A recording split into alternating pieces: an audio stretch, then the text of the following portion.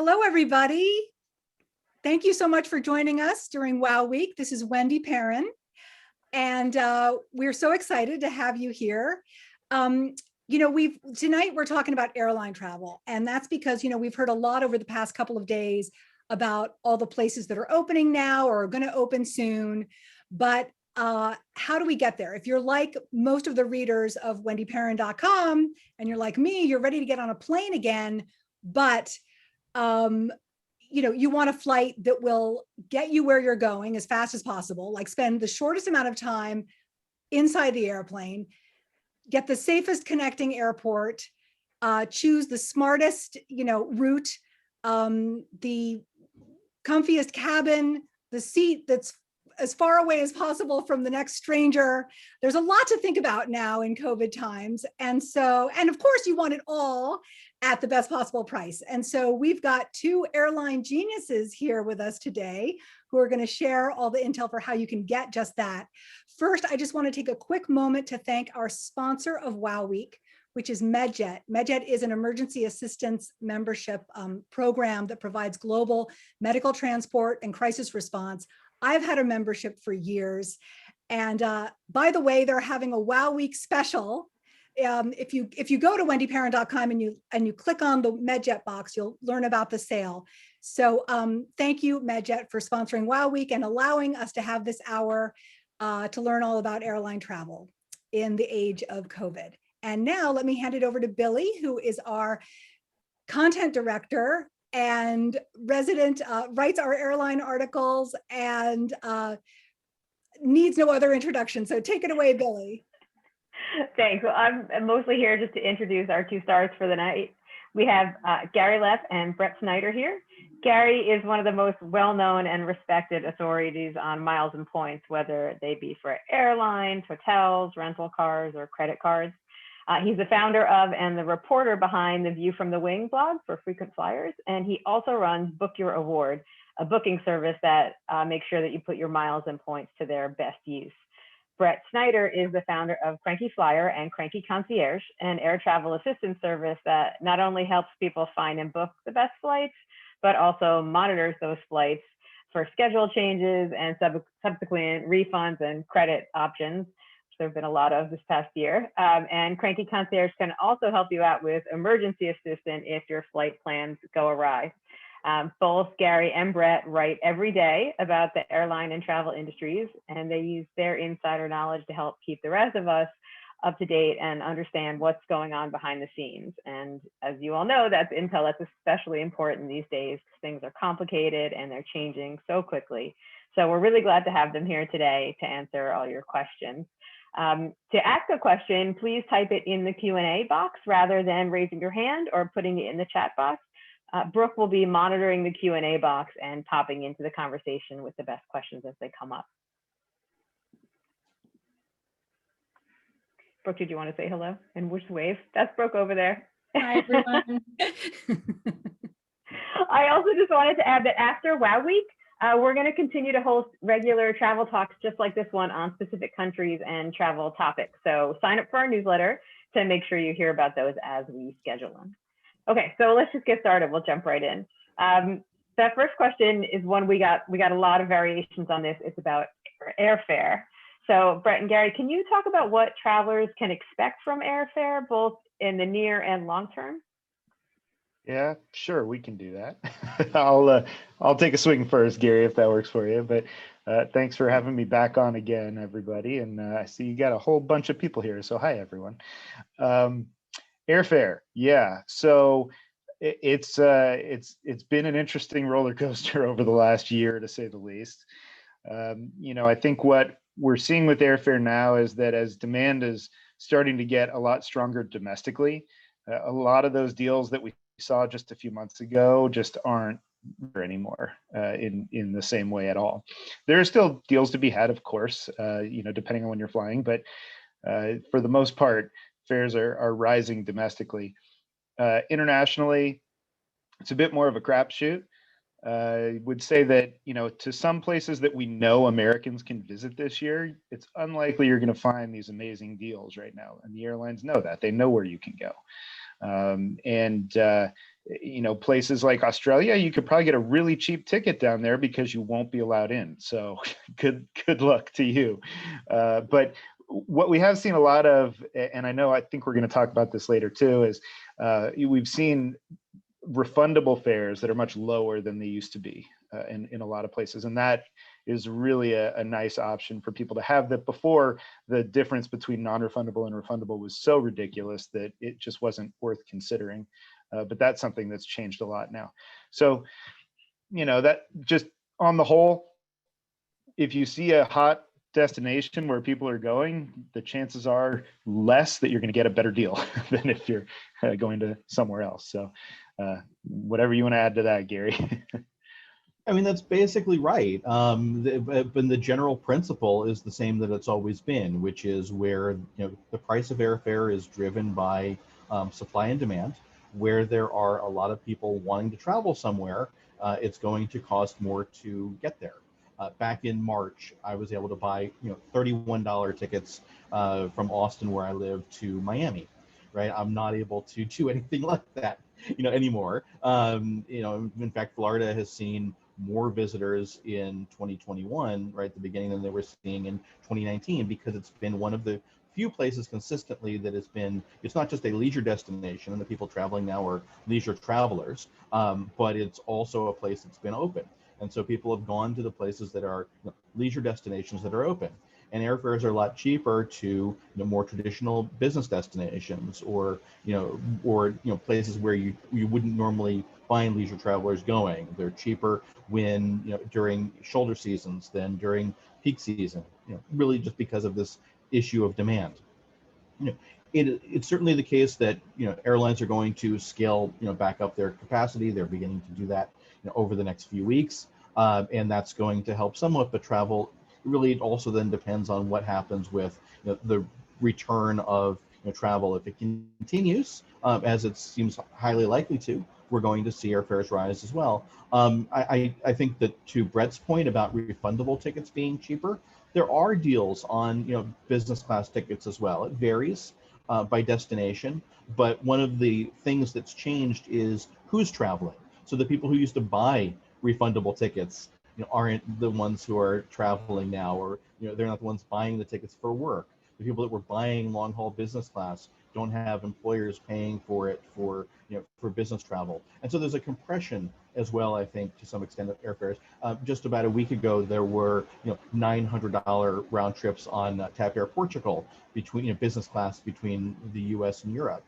You connect in Lisbon, it's perfectly fine, business class product, very inexpensive. Now, that was a deal worth jumping on. It was before we saw some of the latest news about Europe's opening, but you could sort of bet that if you pushed it sort of further in the summer, there was a good chance you were going to be able to use those tickets. But United shared during their earnings call that as soon as the word came out that Americans could visit Greece, the number of searches on their website skyrocketed. The number of ticket purchases on their Athens flights skyrocketed. So if you're going where everyone else is going, and searching where everyone else is searching, then it's going to be more expensive, but not necessarily more expensive than it was before the pandemic. So we sort of need to attenuate our expectations. It's not the $13 cross-country fares that we saw a year ago, but it is not outsized expense relative to to the past, except Florida and some hotels during peak weeks where prices can be really crazy. Unless you're flying Miami to Tokyo, right, Gary? Oh yeah, there was that $89 fare today. Basic economy, but still $89 Miami to Tokyo. How about that? Look, what I would if I was inclined to do that, and I was going to make a bet that Japan would be open when I bought my tickets, I would have called up and asked to buy not just my own seat, but a second seat, an extra seat for myself as well. And then it's still cheap. And I've got a little more space, and you can bear it. Yeah. So that raises a good point. Some follow-up questions. Will there be any bargains from the U.S. to Europe or Asia as those countries reopen, as countries on those continents, reopen? Is there sort of a sweet spot about when you can find those bargains, and where can you find those bargains? There will be different strategies depending upon the airlines. You've got it all goes back to supply and demand again for the most part. But sometimes when you get to some foreign airlines, then they just have mandates and just decide to do things that are less market based than you'll find from U.S. airlines. If China ever opens again, I would expect there would be a flood of low fares on the Chinese carriers. In fact, that's had a real impact on even Southeast Asia as well, just because of the lack of the ability to go through China, and they've kind of pumped so many of those low fares into the market over the years. That's a real challenge for them. For Europe is a little bit tougher. I think right now you do have airlines like TAP that they've always historically had cheaper business class anyway, but now they've gone to a whole new level of that. The problem with TAP, if you look at the DOT consumer complaints, is that they will never give you your money back. They are one of the most awful airlines at that. And I shouldn't say never. We've actually had success for a couple people, but it's taken over a year in some cases. And so, there is a trade-off to getting that cheap fare on an airline like TAP. Yeah, I mean, Air Canada was just as bad, though. Absolutely. Absolutely. Although now that they got the government money, Air Canada was forced to give refunds. So at least they have that. But yes, look at the DOT consumer complaints, and you can see the list of offenders pretty clearly on the list. But anytime you're buying tickets now, you're making a bet on the future, and certainly things have not always played out the way they've been expected to play out over the last year. And in COVID, we think we know what direction things are going, and that's fantastic. But you're making a bet on reopening and staying open. So it is certainly the case that you would be more inclined to have tickets on a carrier with some flexibility, even and that you trust is going to be there, even if you think you're going to take the flights that you're buying, right? And you want to have a pretty high degree of confidence, I think, because there is still risk and uncertainty out there. So yeah, I think there are going to be deals. To Brett's point, I think some of those deals will be on foreign carriers as they restart service, or as they attempt to gain traffic for the flights that they're operating. If you look at it, Brett referenced carriers doing things for reasons other than, well, how many passengers do they fly at what price. You have service even now to Washington Dulles from Etihad, Emirates, and Qatar, right?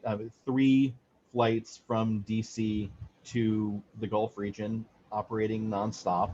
They generally carry passengers over there to India, to Pakistan, and elsewhere. But you wouldn't expect that based on the amount of local traffic in DC.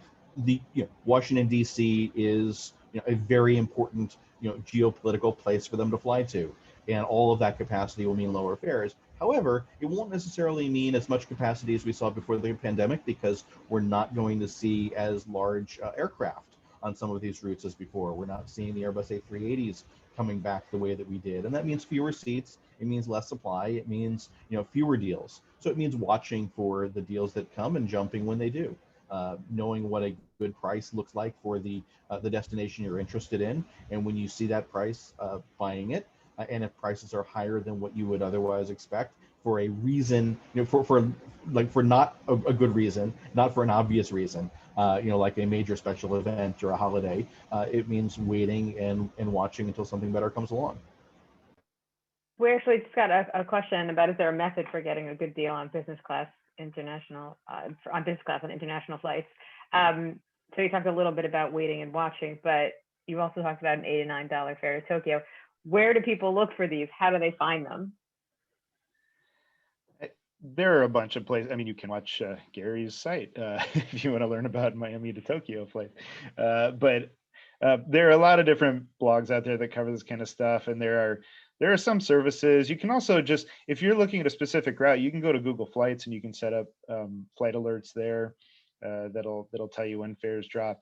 You can go on Twitter, and there are accounts that'll get there's no shortage of it. The problem is that the volume tends to be pretty frustrating, I think, for people, because maybe you want to go to one specific place and you're just sifting through a lot of garbage. And that's that's just the problem with some of it. But one other thing that I would say when it comes to some of these deals to think about as well is how likely is it that these flights will operate? Because you may get a really good deal to somewhere. And look, if it's Qatar, they're going to operate it because they've done that the whole way through the pandemic. They have no problem losing money. They're all about it. But for that, fine. But if it's certain things like, we have people that we booked recently that are taking a bet. They're going to Morocco, and there's an Air Canada flight that we've got them booked on. It was an amazing fare. It was like $2,500 round trip in business, and it was really good. But will that flight operate in the fall? We don't know for sure. We hope it will. We hope things will be back to normal, but schedules are much more in flux right now. And if that flight doesn't operate, then you have to basically refund and start over. And I should note on that, when we booked as a United code share, because then you can get a refund because it's who you book it on, not who you're flying. And United doesn't have any other options there. So, there is that trade-off when you're thinking about some of these destinations that may be tougher to reach, that only have one or two flights, trying to do your best work to figure out, is that something that'll be there or not? Brett, to Right, your right. point there about schedule changes, we have a viewer who had a flight booked from LAX to Anchorage in July, and just a few days ago, they rebooked her with a 1-hour connection in SFO. And now she feels like she might have been better off going through Seattle, where there are more flights into Anchorage. And she wants to know, would your service relieve my anxiety? If you have any advice for her. Well, I mean, we can monitor it and we can help when things go wrong, but ultimately, yes, there are more flights out of Seattle. Depending on what she has, there may not be a clear next option. Anchorage is pretty popular this year. There are definitely a lot of flights that are expected to be pretty full during the summer, even without the cruise season, which is pretty amazing. And so, that is the kind of thing that happens, though, is they look at these routes and they're making these changes pretty close to departure, relatively close. And so you may end up with an extra stop or something like that. Now, depending on the airline, for the most part, if they add a stop, go from a nonstop to a one-stop, you'd be able to get a refund. So, talk to the airline or wherever you booked it. If you book through an agent, then the travel agent can handle that. If you book through the airline, you have to talk to the airline. If you book through Expedia, good luck. But you should be able to get a refund in most cases, and then you can start over. So if you want to think about what you paid, you can go and look again at what the other options are that are in the market right now, and maybe you'll find something you like better, and you can just start over with it. And You I would mentioned just add, Google. Oh, go ahead, Gary. I would just add two things on that. One is, something that Brett would do for you. You can do yourself if you want to look. Don't assume that the flights that you got moved to are the options that are going to best suit your preferences. And in general, when your flight cancels and you get automatically rebooked, an airline is going to be pretty flexible with giving you an alternate set of flights that they are operating that you would prefer. And so you look at your preference and you say, look, no, I don't want that San Francisco connection, either because I don't like the amount of time, I don't think it's a good idea to connect there, or I prefer to have more backup options if something goes wrong. And if your airline operates flights through Seattle, ask them for one of those on the schedule that you prefer. Usually they will give it to you and there won't be an extra charge because they canceled your flight. The other thing that I would say is to underscore, Brett, if you take away nothing else from this conversation, don't book on Expedia. I think you want to hear more about that. We have a question. Can you please explain what you were just saying about it's not who you fly on, it's who you book on? How does that work? Can you guys talk about that? Yeah, sure. And just to go back to what Gary was saying for 1 second on this, my brain just assumed it was United that this person was flying because it's San Francisco. But yeah, maybe there's an earlier connection. That's a possibility depending on where you're coming from. But if it was Alaska, then for sure. It was Alaska. Oh, it is Alaska. Then they should let you go through Seattle. So you then definitely give them a call. Sorry, I should have thought of that. Thank you, Gary. Yes. So what I mean, so if you book directly through an airline, that is a ticket issued by that airline. It may include flights on other airlines. You can have code shares, or you can have what they call interline, where you're flying on other airlines on that ticket. But the rules of schedule changes and all that, they're based upon the ticketing airline. And when you book through a travel agent, there's a little bit more flexibility with that, because they can sometimes pick which airline they're ticketing on. You can't just, have a United ticket and say, I'm going to book it on American. There are rules around it. But, if you have one way on Air Canada, one way on United, for example, you can book that as a United ticket. You can probably book it as an Air Canada ticket as well. And then the rules apply based on the ticketing airline. And so in the case I was talking about, knowing Air Canada's track record, as Gary had mentioned, about not giving refunds until they were required to by their own government, we figured, all right, it's much better to book this as a United code share on the same flights. The price wasn't any different, but at least that way the United rules apply if there's a schedule change or cancellation. And I would add to that if you do book through an agent, it's going to be the agent that's going to process the refund. And as Brett was explaining, with Expedia, good luck with that. Couple things that are happening there. When you deal with Expedia, look, it's convenient for searching things yourself. It is convenient for finding flights, and sometimes if you want to do it yourself to combine more than one airline on an itinerary, it can be helpful to go through something other than the airline directly. But if something goes wrong with Expedia, if a schedule changes, if things don't happen automatically for you, you're dealing with Expedia customer service, which can mean long telephone hold times, agents that are not empowered to help you. They can then put you on hold for interminable amounts of times while they talk to agents who are theoretically more empowered than they are to come back and tell you that they can't help you. They may offer you that they'll call you back at some future point in time, and they won't. And then if you finally get to the point of wanting them to process a refund, what they were pretty notorious for during the pandemic was, even if the airline itself was willing to refund the ticket, various online travel agencies were refusing to do it and insisting you take a voucher only. Of course, if they refund it, they give up their commissions and have to, return cash. But if they keep the credit, then that wasn't the case. And so, it really became having someone in the way of getting what you needed rather than an advocate on your behalf. Gary, how have frequent flyer programs changed, and how can travelers get the most for their miles these days? So in some ways, they haven't changed very much, although a couple of things that are worth highlighting. American Advantage, I really have to applaud something that they did, which is eliminate cancellation and redeposit of miles fees. Now, United is more flexible than they were, and more if you cancel more than a month out, they're not going to charge you a fee to put your miles back. American won't charge any of their members at all for redepositing the miles on any of their awards. And that means booking with them is something you can do, even if you think you might take the trip, and you can cancel later, and it's really a risk-free proposition. Other than that, the miles you have in your account can only be used for ticketing one trip at a time, and that and giving that sort of flexibility and that kind of confidence is something that I think is really valuable. I've always enjoyed it. With my top tier elite status with American, it was a benefit that I had, and it was one of the benefits I really valued. But now it's something that they've extended to all of their members. I think in general for award availability became incredibly good for much of the pandemic in many cases, not always. Brett mentioned earlier Australia and how they're never opening, and they've limited the number of passengers on a given flight that could enter the country, and so airlines were loath to make awards available on their Australia flights because of how they had all these empty seats, but these were not empty seats that they could fill with award passengers.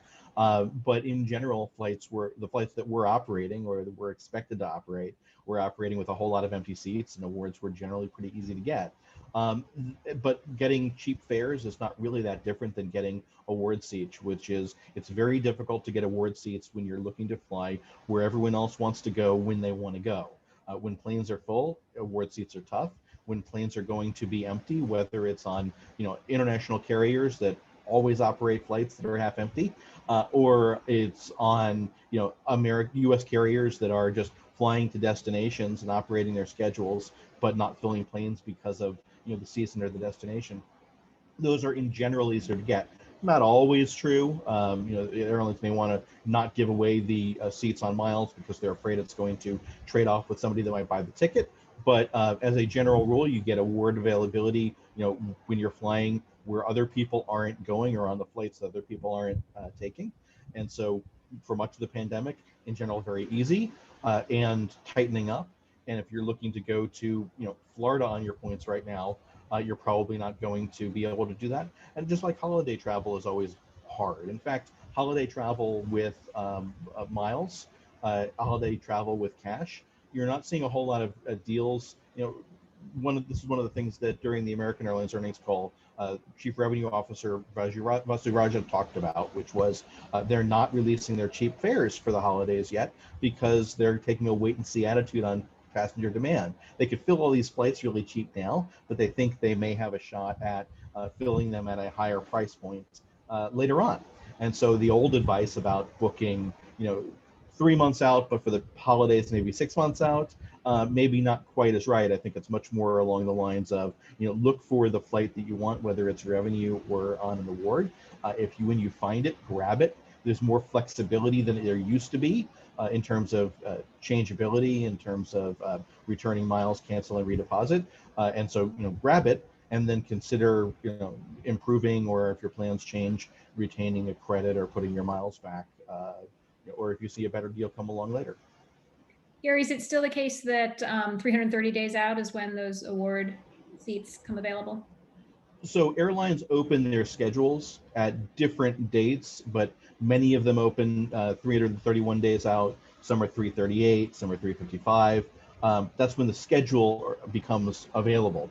And each airline has a different philosophy about when it opens award seats. Some of them do make some award seats available when the schedule opens, and so you grab them right away. Others will tend to wait a little while because what they want to ultimately do is only fill the seats on points at the lowest levels with seats that would otherwise go empty. And there's only so much information they have 11 months out about which seats those are going to be. And in some ways, less information now than they've ever had because the old models of passenger behavior aren't quite tracking now, during the pandemic. So some of them wait and they release seats closer to departure. In general, I've always found 10 months out to be pretty good, 6 months out to be pretty good, and then the destination matters a lot, and as well as often at the very last minute, within a week of departure, you start to see seats that would that they know are going to be empty, and they start to release with miles. But each airline is different about the timing. You both mentioned cancellation policies and the elimination of change fees that happened during the pandemic. How do you see that progressing? Are those policies going to change? Are they still, who still has them? Who's still likely to have them in the next year or two? Well, the change fee policies are likely to stick for some time. United CEO Scott Kirby keeps saying this is permanent. And I keep saying permanent is like 3 years in this industry. So who knows what that actually means. But, the near term, I would say for this year, for sure, probably into next year at least, I don't think we're going to see change fee creep coming back in. And we'll see. Maybe they find that this is a better strategy for them to do, especially domestically as you compete more with Southwest. Southwest keeps growing, going into smaller cities. We'll see what they decide to do on that front. On the refundable fare side, though, I expect that that's going to go away as soon as there's more certainty. So you have several airlines that have done this. American and United are probably the most prominent. The Americans put a certain upsell over the non-refundable fare in the hundreds, not the thousands. So, you can get a refundable fare for pretty cheap. United's gone in a slightly different direction for travel agents in that any ticket is now refundable. Well, a couple exceptions, but US agencies, almost everything is refundable, not basic economy, whatever. And so for that, I think that's really a function of just consumers being unclear on whether they'll be able to go or not, especially when you think about Europe this summer. People just are really hesitant. So they've come out and said, look, this is something that we're going to have this year. Book. You don't have a huge risk if you have to cancel, and you don't have to worry about travel insurance and going through the justifications and is this covered or is this not. We're just going to make these fares refundable, and that's it. Once things return to normal, I don't imagine that we're going to still see these low refundable fares available. I think they'll probably backtrack off that pretty quickly once they get the opportunity to do that. There's two, I think it's worth drawing a distinction here. There were waivers of rules because of coronavirus, and those have largely lapsed. And that let any ticket be changed without a change fee, including basic economy tickets. And now we're reverting into the new normal of policies where change fees have largely gone away for tickets other than basic economy, which for the most part are, once again, not changeable at all. If you buy one of those, you're stuck with it. It's not only a matter of no refunds unless the flight cancels, it's a matter of not being able to change it, regardless of price, except where you can buy up out of basic economy later in a few cases. But so we're now in the new normal of change policies that include the greater degree of flexibility for most tickets. And so that's the transition that has now happened for the most part. And the change fees for miles and points, they're also similar, no fees. So each airline has slight nuance to their rules, but in general, if you are flying on the airline whose miles you have, you're not going to pay a fee to change the ticket in a way that's consistent with the rules they have for revenue fares. American has gone above and beyond that and said you can cancel and redeposit any ticket up until departure at no cost, put the miles back in your account. It's not a change, whether you can redeposit the miles and book a new ticket. But that's which I think is phenomenal for flexibility. And as I said before, United has improved their rules. Delta has actually improved some of theirs as well, so that because there is this change in what consumers are looking for to have more confidence to book travel. And I think that some of that will be enduring as a preference. And some of the change fee purposes have changed. So there is the revenue attached to change fees for sure. And there's a bet that the airlines are making that, look, we're not going to be able to impose change fees and get people to buy tickets the way that they used to for a while. But also, airlines used to distinguish their customers based on a variety of factors like change fees, like Saturday night stays, like advanced purchase requirements. And they say, okay, the people who don't want those are our business travelers who will pay more. Well, the way that they moved to distinguish those customers and try to gain some price discrimination is with basic economy tickets, which for the most part, business travelers weren't booking. And of course, right now, there just aren't that many business travelers back yet anyway. So the change fees weren't serving that important purpose. So it became a little bit easier for those to go away. Gotcha. Let's talk about the question that a lot of people are asking: safety. So, how do flyers choose the safest seats? What are the safest seats? Are there tools and resources to help them figure that out? And I know that's a big question when we talk about sort of in-flight business class, economy, business class versus economy. Yeah, I fly private. There you go. No, I think that, you can drive yourself up the wall trying to look through some of these studies that they've done and figure, okay, how are the air conditioning packs on this aircraft and where are they blowing this? In the end, the result is that it is not a big risk to fly, the actual flight itself. Wear a mask. I mean, I'm actually looking forward to wearing masks in general. I think it's probably a better idea when you fly anyway. It'll help you not get a cold or whatever. It's just, you're around a lot of people in airports and everything. But wear a mask and you'll be fine. Look, is it potentially safer if you're in business class than coach?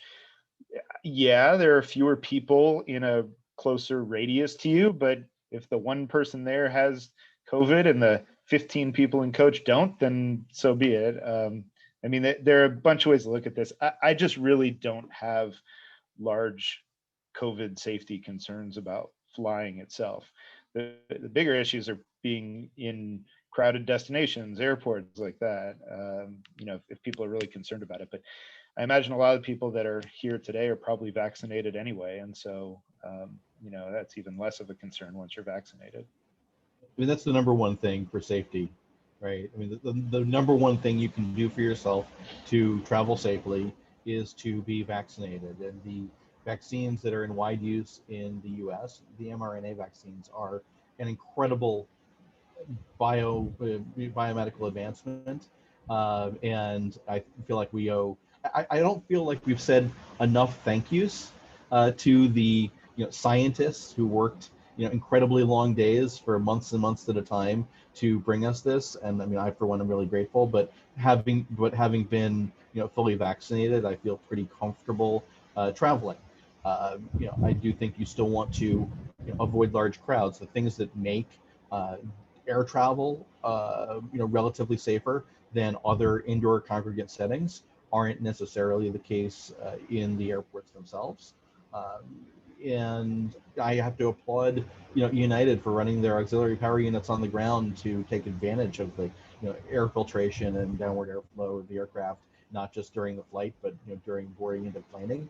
And I wish that was that was sort of a standard, but not super worried if you are if you're fully vaccinated. If you remain in a high risk group, then you may want to reconsider travel based on either the destination that you're traveling to or where you're traveling from. If it's a if it's a current hotspot, if you're going to you're going to wear masks for a while, I would say get a good one and learn to wear it properly. If you have concerns over in-flight transmission while you travel, right? The cloth masks don't help nearly as much as a level 3 procedure mask, doesn't help nearly as much as a as an N95 mask that is properly fitted and properly worn. So there are just YouTube videos on this, and take advantage of the protection. We have a viewer who purchased a ticket from Delta when they were blocking middle seats, and now they're filling them. She wants to know, is there any recourse about that if she's not comfortable flying with middle seats occupied? So this was a purchase for travel sometime in the future, but purchased before they announced it would end officially. Sounds like it. So, I mean, Delta had never said we'll do this forever. They had been in recent times extending it month by month, and they said, okay, April 30th. Would it go longer? They didn't say until a certain point when they finally said no. But there's probably not much. The easiest recourse there is frankly that there's no change fee. So you can save that credit and use it for another time when you're more comfortable. And Delta, if I remember right, they're letting people use tickets through the end of next year, use their credits without expiring. So there's pretty good there. Now you could try and reach out to customer relations and say, hey, I purchased this and assumed that this was going to be happening, and they might respond to that. I'm just not sure if they're required to do so because they never technically promised that it would go beyond that. It starts to get tricky, I guess, in those situations. Prices have gone up, but this may not be an option for everybody.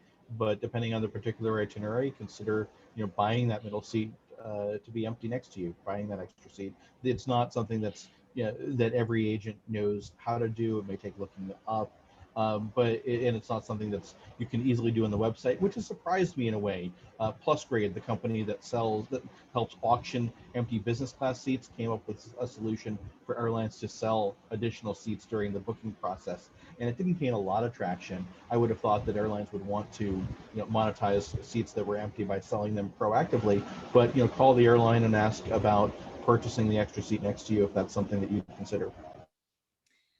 And Gary, you mentioned United running the air systems on the ground.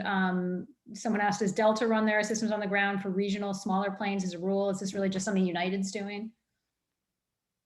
I haven't seen, maybe Brett knows differently, other airlines as a as a standard procedure running their APUs on the ground. Now, separately, there's a mention of the question about regional airlines early on in the pandemic. The HEPA air filtration was something that predated the pandemic. This wasn't something airlines came up with and installed in planes because of COVID-19. That was already there, but many smaller regional jets generally didn't have that, and that began to change in the fall. American Airlines was actually the first to get certified for their smaller 50-seat regional jets, and the installation retrofitting of HEPA air filtration.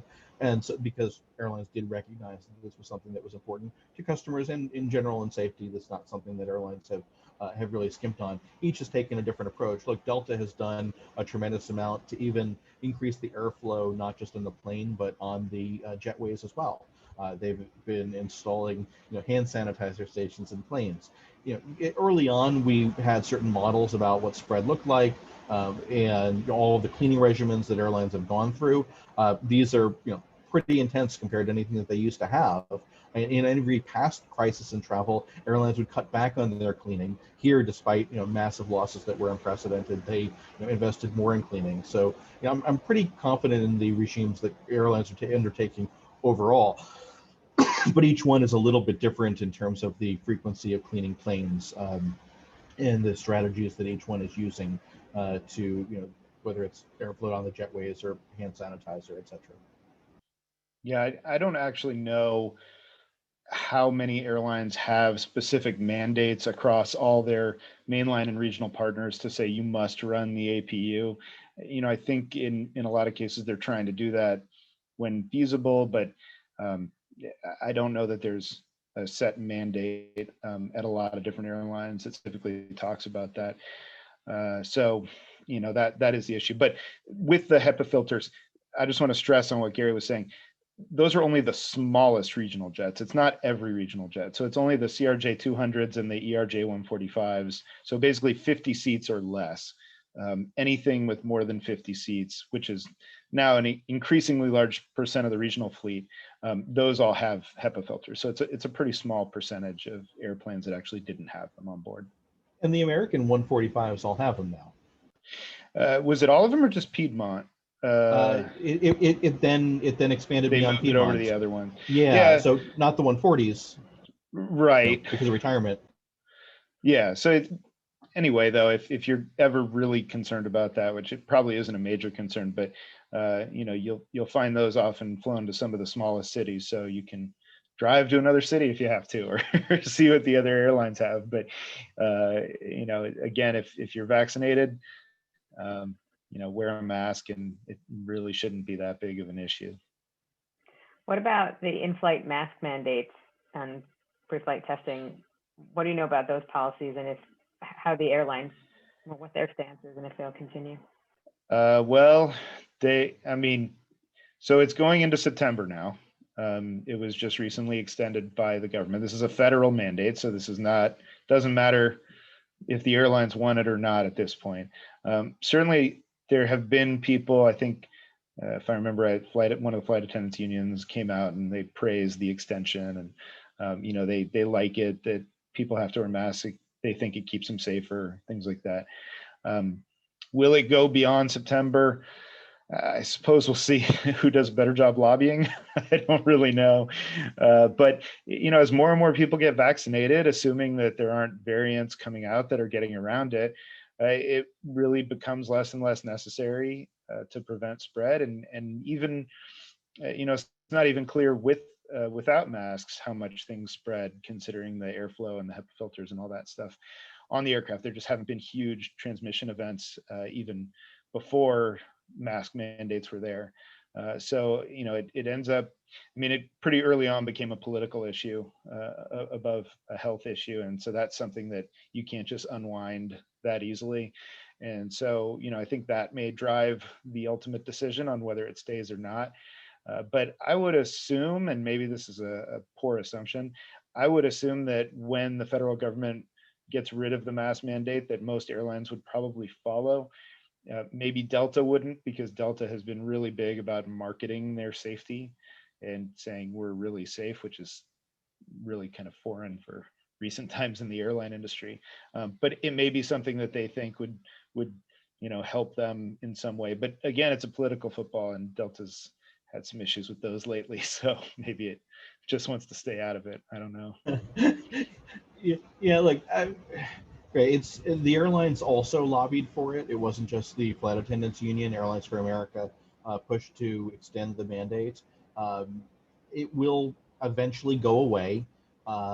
It will probably go away as part of declaring victory of some sort on COVID-19. So it's a very political decision.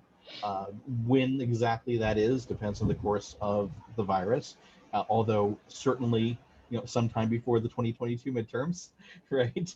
And there's the whether or not it gets extended again is just something we're going to have to see how the pandemic goes. But I do think that I will personally probably wear a mask during flu season on a plane. I mentioned before, a good mask, worn properly, because it's it. But I would probably want to take it off to sleep on a long haul flight, something like that. That having been said, with as we get lots of people vaccinated who are largely protected, and where CDC data suggests it also means a significant reduction in spread of the virus. The mandate's purpose and reason does eventually sort of fall away. Where it's mostly unvaccinated people are ones who have chosen not to be vaccinated. It becomes a harder sell to keep. On the topic of, sorry, go ahead, Billy. I was going to say, Billy, you mentioned one thing also about pre-flight testing, right? COVID testing. So that one is an interesting question, because as people get vaccinated, there's plenty of talk about vaccine passports. Should there be vaccine passports? You don't have to get tested. That should clear you to be able to do it. Coming from a US standpoint, where almost anyone has the ability to get vaccinated quickly and easily if they want it, that makes a lot of sense, and you can have that choice.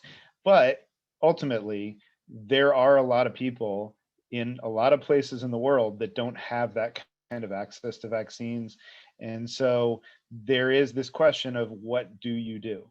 They've even talked about for Europe this summer. Kids can't be vaccinated yet. So, do you allow people in with a vaccine, and then kids have to be tested? So I think what we'll probably see is some sort of combination of vaccine passport and testing, where you will have some sort of option in many cases. Maybe not everywhere. These are things that are very territorial, I should say. Even, states do it, right? You have Hawaii. And so it's not even just a countrywide decision. So, I think those are things that we'll have to see exactly where that falls out, but I imagine there will be this mix of vaccine and testing proof required to travel for some time where it exists today. I don't think we'll see that on domestic. I don't expect that they're going to implement something like that for domestic travel, but I guess we'll see. And I think these last basically until the abundance of vaccine access spreads to the rest of the world, which is going to take really some time, and may not even entirely. There are restrictions for travel into some places from other places for that are hotspots for other diseases today, and so it's really going to be determined on the ground. You see the greatest opening up of places most quickly that are heavily dependent on tourism. They're looking for a way to do that, and one way is to say, look, if you're vaccinated, and then they have to decide, okay, which vaccines do we accept, and they have to figure out, we'll have to figure out how long since vaccination, and if are boosters required, and so how long is the vaccination good for to let you in, and which tests are acceptable is always something that varies by destination. So it's very complicated. It's going to be different for different destinations for some time. So quite a lot to navigate. I do think that the airlines have done a pretty good job of keeping abreast of all of the changes and keeping things updated. There have been individual flights affected by changes in the rules, in flight or because of delays. These are very outlier sorts of circumstances. But something that's worth considering when planning your travel, I think, is your connecting point. You want to make sure that you are not just eligible to enter your destination, but I would want to make sure that I was eligible to enter the place that I'm connecting.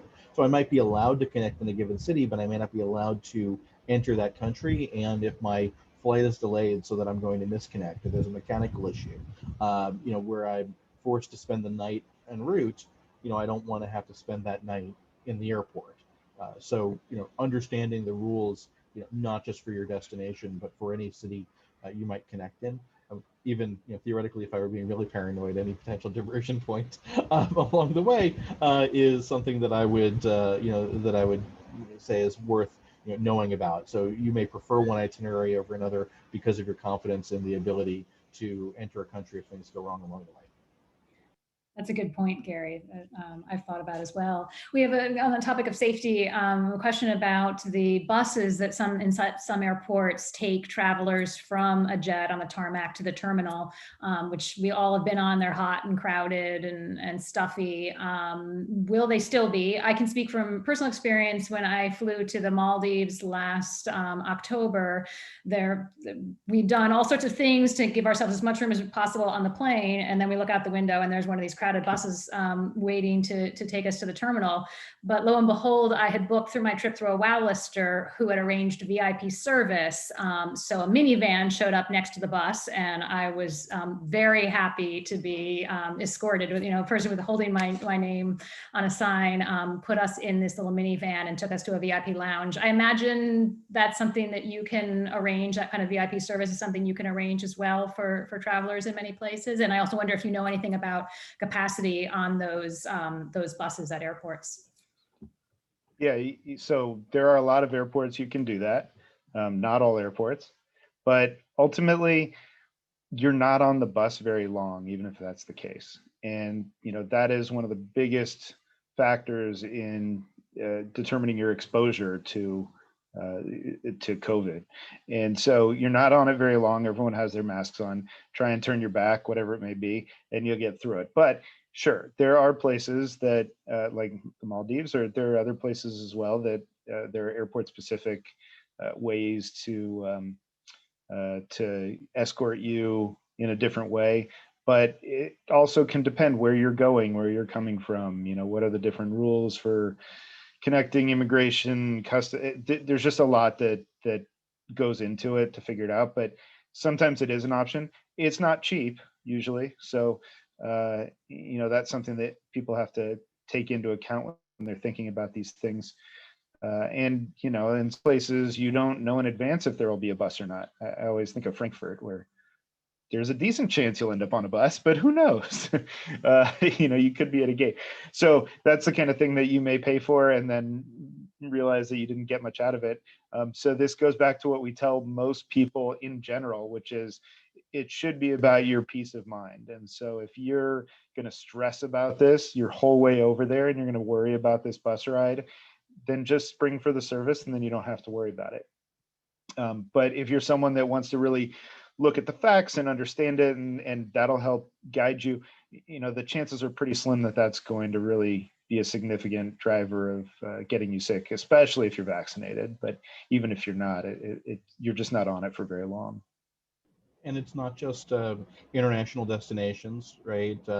It's not just planes that are going to be leaving out of hard stands where you have to take a bus from the gate to the aircraft. Although, look, American Airlines at JFK is building a couple of hard stands, and we're going to see more of that. But it's in the airports, the trains that take you between gates or between terminals. Yesterday, I was going through DFW, and there are signs in the train telling you to socially distance. There are way too many people standing body to body that makes that impossible. The same is certainly true in Miami. The number one thing you can do to protect yourself is to be vaccinated. And the more people who are vaccinated, the less risk of people around you as well. And in the case of DFW, if the few minutes that you're on the train is a concern, you actually can walk between terminals. Now, the airport grounds of DFW are larger than the island of Manhattan. There can be some very long walks, but you can avoid that at that airport. I know we're nearing the end of our hour, so I wanted to make sure I asked this. We've had a lot of questions on this topic. How can travelers evaluate whether or not to count on foreign countries' national airlines or smaller regional airlines? what happens if they're not running right now, or they might fail in the future? How can people tell, and what options do they have if those airlines do fail? Well, you never quite know for sure, unfortunately. I think we can all talk about South African Airways, which has been just a miserable experience for everyone, that it has basically stopped existing until the government decides it wants to bring it back. And, they're working on getting it back up and running and all that right now. But ultimately, it also is highly dependent upon what's happening in that country. Are they going to be forced to stop flights for some reason, probably COVID related, or will there just be some arbitrary ruling about something, or will the government decide, hey, we're just going to get rid of this airline and reincarnate it as something else? And those types of things happen. But if you're talking about larger, well-established airlines, there's a good chance that countries will come to their rescue. Even South African, the government is rescuing it, sort of, but they're just kind of rescuing it half in the grave already, instead of actually when it's continuing to fly. But most airlines, that's not the case. Now, when you start talking about smaller airlines, little ones in country, I mean, those are the types of risks that you take. And ultimately, what you have to think about is that if there's demand on routes, then there will be someone to fly that route. It's just a matter of, will it be the airline where you ended up buying your ticket in the first place or not? But this is the kind of thing that travel insurance can be great for.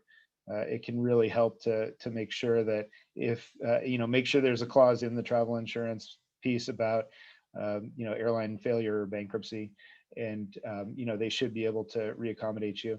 The only time it becomes a real problem is if you're going to some destination that maybe there isn't much demand, and there isn't an airline that steps in to solve that for you, and you have to find a different way to get there. But I think for the most part, that's not a huge concern. And other than that, airlines go out of business. We see it every year, and unfortunately, that's just something that you have to deal with. And it's hard to know for sure what's going to survive and what's not, because very often when it's an airline that's about to fail, it's a question of, will the government step in or not? And we don't necessarily know that in advance. Outside of Asia, I would say probably most of the airline failures that are going from COVID-19 that are going to happen have probably happened. So there will be plenty of airline failures in the future for other reasons, because there always are. Your next source of redress after your travel, besides your travel insurance, is your credit card company. That if the service that isn't provided to you, that you can get money back for you for a purchase that it hasn't been provided to you. There are some limitations and specifics around that. Generally, you really want to have purchased travel within 3 months of actual travel, and a credit card company for the most part can go back and help you within 18 months on a chargeback, but not all of them will, and they're not required to do so. But you definitely, if you've made a purchase on your credit card, go to your credit card company to dispute the charge if the airline isn't going to be able to help you, and then you're back to, if an airline fails, who else is able to sell you a ticket, and it's closer into travel, you may wind up paying more. I just want to give you both an opportunity to answer a good question. What are the advantages of booking through a travel agent or a service like one of yours versus booking online? Sure. Well, I can start with that one since we have that service. I think Gary talked about some of those earlier. The fact that if you book through a travel agent, it's the travel agent that controls the ticket, and they're the ones that can generally process the refund. I should note that TAP Portugal, which we talked about earlier, actually took that away from agents, and you still can't process a refund. You have to submit it to them. But then you don't have to wait on hold for a million hours with an airline. If you book through an airline, even that's not that bad. But if you book through a third-party online travel agent, that's where you're really going to suffer if you need customer service. So that's part of it. The other piece, there is the schedule change aspect. Schedules have always changed, especially if you book further in advance, but now they change much more frequently. Hopefully that will continue to be less of an issue as demand solidifies. But when there is a schedule change, having an agent that can look at the options, tell you what they are, and just let you know, that can be really helpful to figure that out. And then a service like ours is a little bit different in that we also monitor flights and help when things go wrong during travel. A lot of agencies will do that to the best that they can, or at least help when someone calls them. But for us, we're trained as airline people. We know how to read fare rules. We know how to deal with all these silly intricacies that most of the agents that you'll talk to at an airline or an online travel agent, they're not going to have that level of expertise. And so you can find an agent that has that sort of knowledge and ability to do that type of thing. And one of the other things Gary had mentioned, you might book on Expedia because you can put two airlines together. That's something a traditional travel agent can do as well. You may not get directly through the airline, but when we're doing this, like I said, we can read fare rules and we'll go and piece together different segments on different airlines because we know what'll work together and what won't, and can come up with some options that may not exist otherwise. All that being said, look, if you're just going to Vegas, it's pretty easy to just buy it through the airline. But the more complicated the trip is, and the more you want help of someone just looking at it and knowing what's going on, that's where an agent can become more and more useful. And I'll actually continue making the pitch for Brett before saying anything about myself.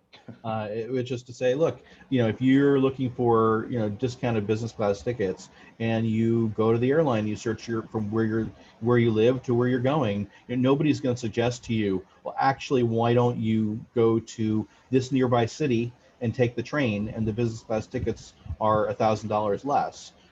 Nobody would suggest, fly to that city and you can buy this other ticket on this other airline that's not the one that you'd be calling, and that gets you to your final destination. And by the way, you don't actually really care for that intra-European segment, whether you're in business or coach, because the seat's just about the same anyway. So somebody who knows what you actually are trying to accomplish and all the ways of doing it, rather than just an order taker who will tell you the answer to the question exactly as it's asked. And those are two different things. So if you want somebody to help you get the best fare for something that isn't just going to Las Vegas, you really should go to Brett and have somebody that helps when things go wrong. When it comes to mileage booking, look, if there's something where you can just go to the airline website and get exactly what you want with your miles, you should do that. Where we become helpful is if you have American Express points or Chase points and they transfer airlines, and there are all these international airlines, and and all the different partnerships, and we know who those partners are and how to get the best deals, piecing together different airlines or coming up with solutions that the airline agent isn't going to just offer on the phone. And when things go wrong, we take ownership of trying to fix those. They're sometimes major international events. And look, with COVID, we were getting people home when it looked like the U.S. might close its borders, and there was a question about how easy it was to get home. We were helping people to reroute, and and that's not about charging anyone extra. It's we want to make sure that you have the trip that you wanted, or at the very least that you have the best experience possible. And that's not always the same thing working through the airline directly. So my view is if you work with either one of us, and by the way, I don't do anything with revenue tickets, so you should go to Brett for those things. We want you to have the the best possible travel experience, and if that's not the case, then I would never want anyone's money. That's just what we're about. So. Great, thanks. I know it's an hour, but we have a couple of more really great questions that I'd love to get to.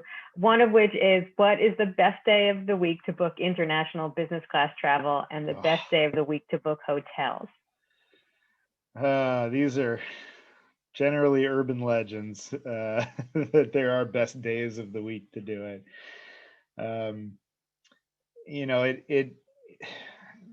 It used to be at the beginning of the internet that there would be web specials would come out on Wednesdays, and this became the day, and everyone started thinking about, okay, book it on like Wednesday at midnight. But it's not really a thing anymore. And even internationally, fares change once a day still for the most part. So there's not really a best day. for the most part to do this. What there is maybe a best time in advance of travel to think about when you're going to book it, not the specific day a week. And so when you think about international, historically, around 2 months out is a good time. If you're looking at, Australia over the new year, if we're allowed in again, or, it's like Christmas holiday, something that's really like a holiday, you probably want to go out further. But, if you go out too far, as I think Gary had talked about this earlier, especially with the Ward he was talking about, but in general, when you're that far out, the airlines aren't really discounting their fares that much because they don't know what's coming. You're 11 months out. They just kind of have their general structure fares in the market, no sales, things like that.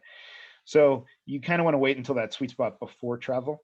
It's kind of been turned on its head right now just because of the pandemic. And whatever you book, there's a good chance it'll change before that happens anyway. So we tell people, look, if you're ready to book and you want to lock something in, we can tell you what it looks like right now. If you think it looks good, okay, just book it. If you don't, then you can wait. But in general, I think people want to book earlier than they probably need to, just because they're afraid of losing out. And that's something that people can think about when they're looking at that. But as far as day of week, maybe Gary's got a different answer, but I don't have a day of week. No, the day of week and time of day stuff, even where there's actual data, it's not because that's when the airlines are filing the cheaper fares. So there's been data on the average airfare being lower on the weekend. There's data on the average airfare being lower in the evening. And that's just about people are buying leisure travel when they're home on the weekend and the evening. And during the day, you have more business travel being purchased. And so those tend to be at higher fares. It's not because if you do it at a certain time, it becomes cheaper. It's about which kinds of tickets are being purchased at that time. So the data that is sort of suggested one or the other is just like maybe misunderstood. You're not going to have, now that having been said, before the pandemic, there was a bunch of international discounting that you might find, usually of coach tickets to Europe or Asia, that was happening on the weekend. And maybe that was because they wanted to make sure that nobody booking business travel was going to get these cheap fares, and they were playing games with each other. But on the whole, there's not a day or time. The right answer is to first just know what a good fare for your destination looks like, and then so you know it when you see it. When you see the fare that you're happy with, you buy it. And especially now when there are so many fares without change fees, and you have the ability to then make a change later and keep some residual credit in most cases. There's less risk to making that decision. The times where you want to buy early are where there really are a very limited number of potential flights, very thin routes, or where there is going to be so much demand that everything could get eaten up, and that's your Super Bowls, as well as Thanksgiving and Christmas, where things can get pretty tight. But other than that, there's usually not a huge reason to be booking many months out. Roughly speaking, folks who are going to look once and never again, I've often said, for domestic travel, look around 90 days out, and for the holidays, looking a little bit further out, a couple months more, can make some sense. But otherwise, I've never really liked buying early, even when it's possible to make fee-free changes, because I don't want to give somebody else my money, and my own plans, my own life changes even apart from the pandemic. So I'd rather hold on to my cash. But of course, I'm also likely to have some sense of when flights really are disappearing, and most people aren't going to want to be paying attention or looking at that either. One last question. You think a lot of people don't want to have to deal with connecting during COVID. They just want to get to where they're going. So will airlines start offering nonstop flights from the US to major tourist cities in the countries that are open? For example, United recently added direct flights to Dubrovnik and Athens and Reykjavik. So we've had a couple of questions along those lines. Do you expect that airlines will start adding those nonstop flights? Not necessarily right away, although some, right? But that was already the trend even before the pandemic, and Brett will certainly, vouch for this and tell you more about it. And we're seeing aircraft that make this more and more economically feasible. Smaller aircraft that are more fuel efficient, that can fly longer distances. So, we're going to be seeing, for instance, the Airbus A321XLR, which is a narrow body plane that can reach a lot of European destinations from a lot of U.S. cities, and that makes a lot more of those point-to-point kinds of operations possible.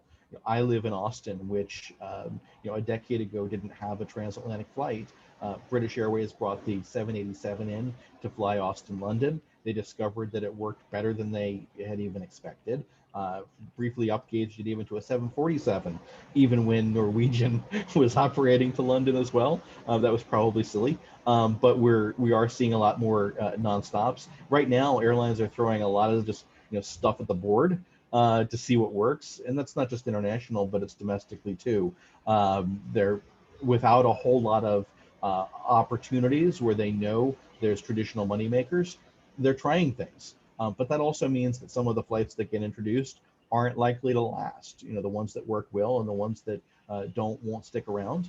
And so there may be flux in some of those schedules too. But yeah, we're going to see it, and where they make money, they'll stick around, and where they don't. Look, I didn't like connecting flights even before the pandemic. I'll take a nonstop whenever possible, and airlines want that business. Yeah, they want to bring those flights back. The Dubrovnik, Reykjavik, those are kind of special cases just because they're the only places you can go in Europe right now. And so they're trying to take advantage of whatever demand might be there. Maybe people that wanted to go to France and Switzerland and somewhere else, and they say, we're going to go to Croatia. And so they're hoping they can take advantage of that with these types of flights. But when things reopen, the airlines are going to have their trunk routes that are most important, and they're going to want to make sure that United is filling its flights to Frankfurt, where it's connecting to Lufthansa, American and British Airways, Delta and Air France, KLM, all that kind of stuff. And so a lot of what they want to do is make sure that they can stabilize those flights.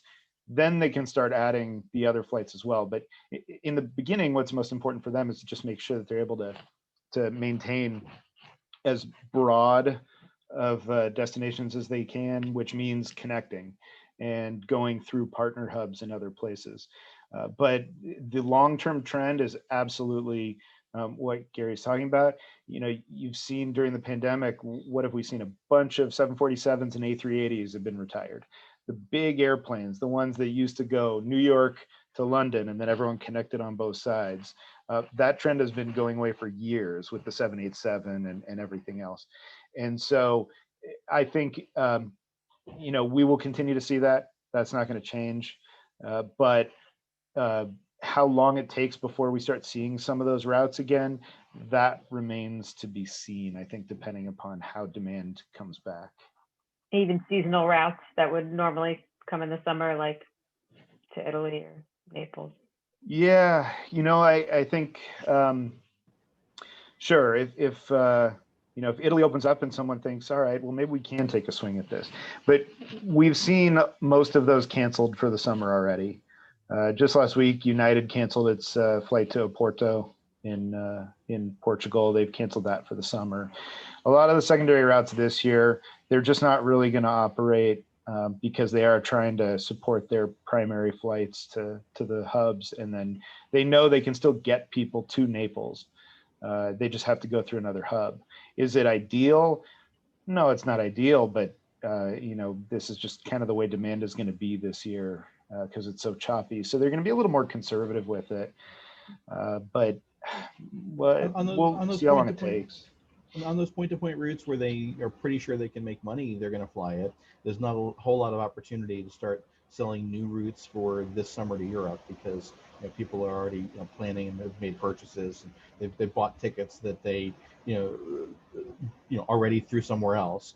So for the most part, new routes to Europe we're looking at next summer. But when the river cruise market is really they're really confident that it's back, right? We're going to start seeing those flights operate again.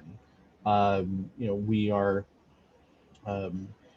we're not at the place though where we were before the pandemic, where airlines were just trying a whole bunch of stuff to smaller cities where maybe there weren't, there wasn't other competition, and there were really marginal routes. In fact, they some of the planes that some of these airlines had, where they would dedicate older planes that have been paid for and are otherwise just sitting around. They've retired these planes, so you wouldn't see an American Airlines try again with Philadelphia, Bologna, Italy, for instance. Like that one wouldn't come back. But that one wasn't. That was just throwing something at a wall and seeing if it worked, as opposed to bringing back a route that used to be successful and we're waiting for the reason to go to be certain. Well, that was a lot of great information and a lot of great questions. Thank you everyone for hanging in there and staying with us past the hour. Brett and Gary, thank you so much for all the information. Just a reminder, we are going to be continuing our Zoom talks on various travel topics. So sign up for the newsletter to keep up to date on that, because maybe we'll rope these guys in and do another airline talk. I know you guys are so popular. Every time we do an airline talk, people are like, when's the next one? So, thank you so much, Brett and Gary, for joining us. We really, really appreciate it. I know the whole audience did. And thank you everyone for coming. It's always great to have everyone here talking about travel, thing we all love and can't wait to do. And we'll see you all tomorrow night, hopefully, or tomorrow, depending on what time zone you're in, at 6 p.m. Eastern, when we'll be talking about travel insurance, the big topic that we've gotten so many questions about lately, but we're trying to get to the bottom of it for you all. So we'll see you again tomorrow, we hope. Thank you so much, everybody. Bye, everyone.